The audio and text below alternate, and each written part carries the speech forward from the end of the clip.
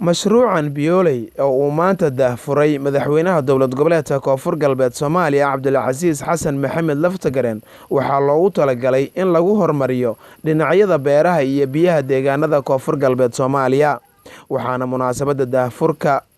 mashruucan biyooley ka soo qayb galay madaxweyne Cabdilcasiis gudoomiyaha baarlamaanka koonfur galbeed Soomaaliya Dr. Cali Siciid Fiqi iyo wasaaradaha qorsheynta xanaanada xoolaha bii'ada iyo duurjoogta beeraha iyo sidoo kale biyaha iyo tamarta oo iyagu ku mideysan mashruucan wasiirka wasaaradda qorsheynta dowlad goboleedka koonfur galbeed Soomaaliya Axmed Midoobe Nuunow Maxamed ayaa ugu horeyn sharaxaya mashruuca biyooley iyo waxyaabaha loogu talagalay in wax loogu qabto mashruucan biyooley waa mashruuc pilot project ah oo haddii aan ku guuleysano qarashaadka hadda lagu bixiyay 4 jibaar u noqon doona meesha hadda 5 milyan loogu talagalay 20 milyan u noqon doona ay naga ballan qaadeen marka annaga mas'uuliyad iyo culays badan ayaa saaran inaan u gudano waajibkan tijaabada ah si mas'uuliyad ay ku dheehan tahay oo daahfuran ayaa naga rabaa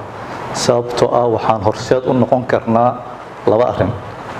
inaan ku guuleysano oo aan horseed u noqono in mashaariic kale nagu aamino kana la siiyo extension oo iyadoo la kordhinayo dakhliga mise lacagta lagu bixin doono mashaariicda kale haddii ay lagu fashilmana aan horseed u noqon doono baahiyo badan oo taagnaa inaan caqabad ah ku noqon marka ilaahay waxaan ka baryaynaa inuu nagu guuleysiyo mashruucan midda kale waxay tijaabo u tahay World Bank sidoo wasiirka sheegay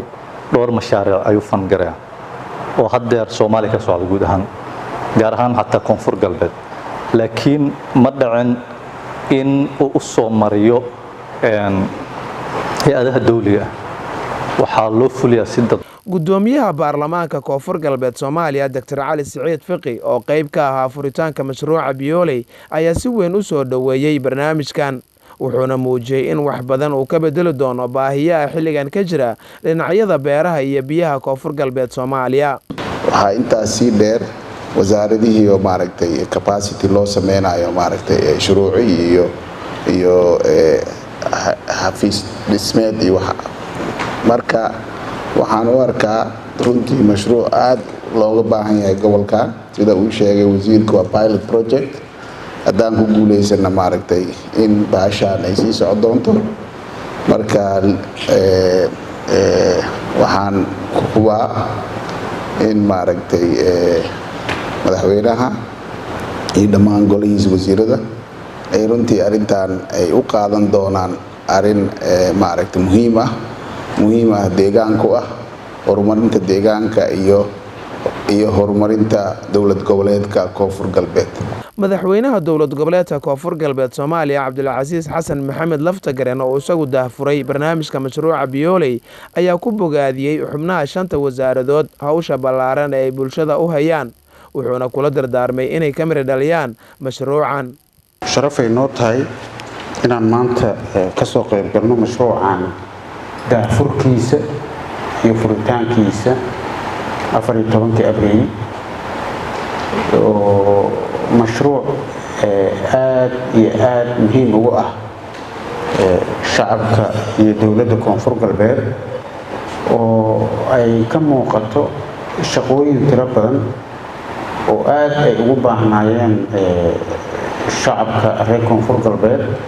iyo dowladaba iyo wasaaradaha sida goonida ay u qusayso oo isugu jiro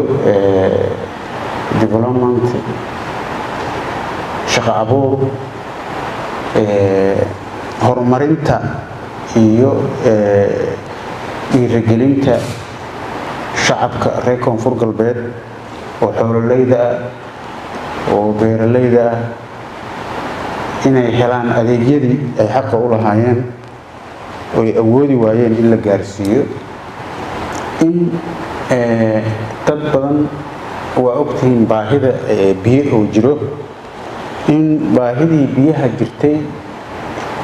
in la helo wixii looga bixi lahaa baahidaas biyaha oo ilaa iyo 10 warood oo waaweyn oo biyo lagu qabanayo lagu sameeyo runtii waxaa waaye mashruuc aad iyo aad muhiim u ah oo dalka iyo dadka iyo dawladda muhiim u ah muddo badanna aan sugaynay aadna looga soo shaqeeyay aad iyo aad ugu mahadsan yihiin wasiiradii gacanta ku hayay iyo agaasimiyaalkii meeshan soo gaarsiiyay runtii dadaal badan iyo waqti badan baa la soo geliyay mas-uuliyiinta sare ee dowlad goboleedka Koonfur Galbeed Soomaaliya ayaa bilihii ugu dambeeyay ku howlanaa sidii wax badan loogu qaban lahaa dhibaatooyinka soo jireenka ahaa ee ka taagnaa dhinacyada beeraha iyo biyaha deegaanada Koonfur Galbeed Soomaaliya. Maxamed Nuur Maxamed Cabdullaahi, warbaahinta Goobjoog, Baydhabo.